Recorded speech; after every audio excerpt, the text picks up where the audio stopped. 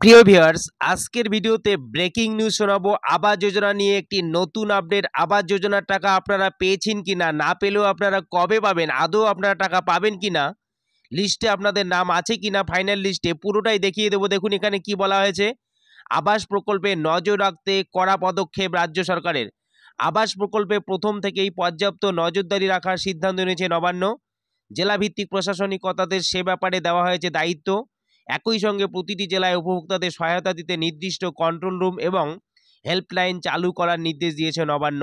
দেখুন প্রত্যেক জেলায় কন্ট্রোল রুম চালু হয়েছে। সামগ্রিকভাবে প্রক্রিয়ার ওপর জেলা শাসকের নজরদারি থাকলেও জেলা প্রশাসনের বাকি অফিসারদেরও এ কাজে যুক্ত করা হয়েছে আগেই।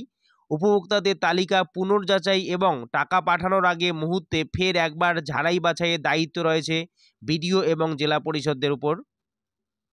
এখন টাকা দেওয়ার কাজ প্রায় শেষ লগ্নে। এই অবস্থায় প্রতিটি জেলায় ঘুরে পরিস্থিতি খতিয়ে দেখার কাজ শুরু করেছে পঞ্চায়েত মন্ত্রী প্রদীপ মজুমদার। কোথাও থেকে কোনো ধরনের অভিযোগ পেলে প্রশাসন দ্রুত খতিয়ে দেখে তার পদক্ষেপ করবে, এটা স্পষ্ট করে দেওয়া হয়েছে। প্রশাসনিক কর্তাদের একাংশ জানাচ্ছে, আবাসের আড়ালে উপভোক্তাদের থেকে টাকা তোলার অসাধু চেষ্টা ঠেকানোর বার্তা রয়েছে।